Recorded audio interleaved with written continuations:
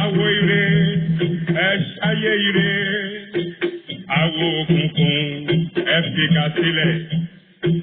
Ẹ̀fọ́ jíde ò balógun lọ́rùn, ṣàgbàlá jáde égbodò wọlé.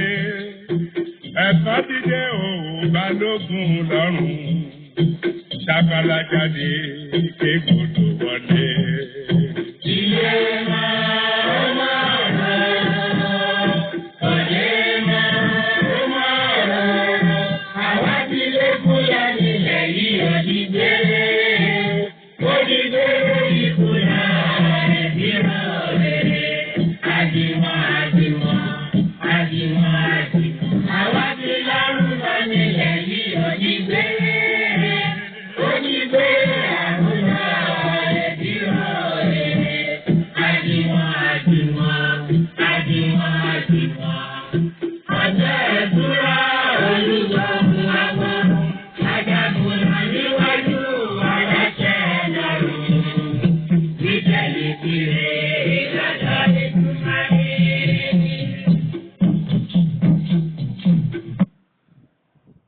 Ìkàlẹ̀ o, gbogbo ọmọ kóòtù òjíire káàkiri àgbáyé,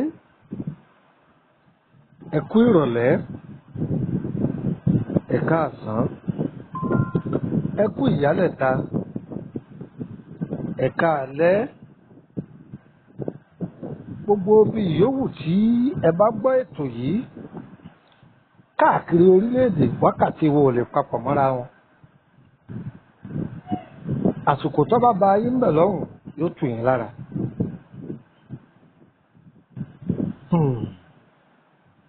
Ọmọ aráyò ní parúkọ mi dàsá ìgá o, èmi ọmọ yín náà ni o. Kúkúmọ̀nà ọmọ àyádáre, bàbá ọgbọ́n, ọmọ ọ̀dọ̀ àgbà. Olóòtú abala ìtumọ̀ àlá lọ́lọ́kan ọ̀jọ̀kan. Àlá yìí àlá tó dáa ni. Lọ́pọ̀lọpọ̀ ìgbà tí èèyàn bá sábà máa rí ilé ńláńlá jẹ́ràn, bọ́yọ̀ bára rẹ̀ ń bẹ̀, bọ́yọ̀ òun rí rẹ̀ nírí pé ìwọ lọkọ lójú oorun tínú rẹ̀ wá ń dùn. Àlá tó dáa ni. Tọ́ba jẹ́ pé ọba máa ń ṣàdúrà tẹra mọ́, tọ́ba máa gbààwẹ̀ tẹra mọ́, tọ́ba jó ní sàárà tẹra mọ́. Oore ayọ̀ ń bọ̀ wá ṣẹlẹ̀ nínú ayé rẹ̀. Sọ̀hárí tí a bá lárú àláyé, àláyé ṣàlátà máa sọ káàkiri. Máa mú èròǹgbà rẹ̀ máa dà á pọ̀ mọ́tọ́ lọ́hùn. Ìwọ lọ́hùn ń tó rorò mí yìí o, má jẹ́ òfò mi ru o, má jẹ́ ń kọ́ sàárè mi nílé o, oore yìí má jẹ́ òfò mi ru. Lérò oore ńláńlá báyìí jọ ṣẹlẹ̀ nú ayé mi. Àláìdá, àláìdá o. Ẹni ọlálàgọ̀, aláògọ̀ ìwọ lọ́gọ̀. Àlá jẹ́ ọ̀nà tí Ọlọ́run ọba ẹlẹ́dàá ti fi ń ṣàánú àwọn ẹ̀dá rẹ̀, tí fi ń ṣàánú àwọn ẹ̀dá rẹ̀. Ẹ̀dá tó wà nínú ìgbèkùn, Ọlọ́run a máa ti di àlá túyàn lẹ̀ láti inú ìgbèkùn.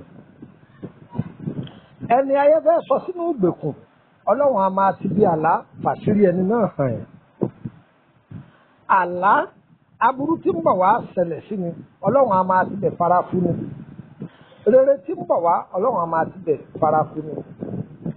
Ọ̀rẹ́ tá ń bá rìn tí ọ̀fẹ́ wa fúnre, Ọlọ́run a máa ti bẹ̀ tú àṣírí ọ̀rẹ́. Ìdílé tí wọ́n ti bí wa tí ogun ń jani látọjọ́ tó ti pẹ́, Ọlọ́run a máa ti di àlátúnà àṣírí. Iṣẹ́ tí èèyàn bá ń ṣe tí ọmọ aráyé bá ti kọ́ ọ́ bọ̀, Ọlọ́run a máa ti di àlátúnà àṣírí wọn.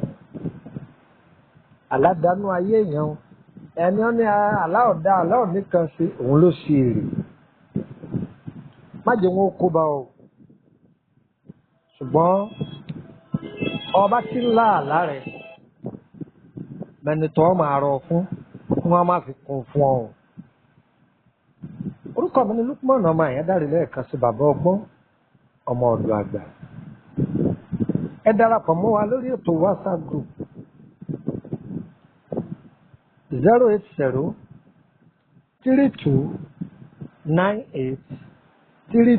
08032983298 tàbí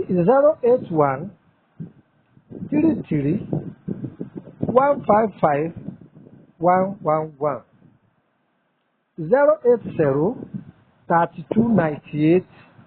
08032983298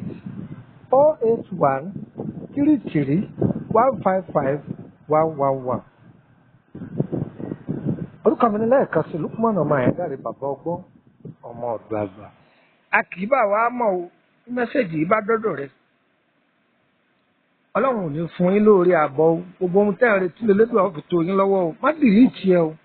Ó kéré tán èèyàn 30 ha fún wọn. Bàbá ṣe wá ń ha bí tòrò kan rẹ̀ sí bí tòrò kan rẹ̀ sí yóò sì máa tọ́ ọ lọ́wọ́. Aláàánú rẹ̀ ò ní dojú ìjà kọ́ ẹ o. Ọyá ìwọ náà máa ha. Àwọn kan lárú aláìwọn ọmọtúmọ̀ rẹ̀. Ipò wa mú yọ̀wọ́ òsì ń bẹ́ o. Ó dúpẹ́ fọlọ́run lásán ni. Kò sì jẹ́ nu. Àwọn ìgbà kankan lọ́wọ́ èèyàn ọ̀fẹ́ ni. Ọlọ́run ọ̀dáhùn. Yóò dáhùn ayọ̀ nú ayé gbogbo wa o. Ògo ayé wọ́n sọ̀rọ̀ sókè o. Ire kàbìtì.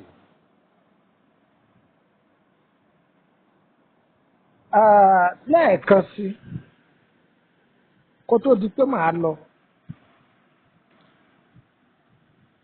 A kì í bá a mọ̀ ẹ fẹ́ béèrè lórí ọ̀rọ̀ iṣẹ́ yín àbí àrùn ọlọ́jọ́ pípẹ́ ẹ kàn sí wa tàbá mọ̀ nípa rẹ̀ á dá yín lóhùn. Ọ̀rọ̀ ayé wo ò ní dàrú o, ò ní ṣòro ó ṣe fún wa o, gbogbo ohun tá a fẹ́ lẹ́lẹ́dùn ó ṣe fún wa. Ọ̀rọ̀ ayé wo ò ní dàrú agbára Ọlọ́run. Wa ò ní ṣòro ó ṣe inú ayé o. Yeah.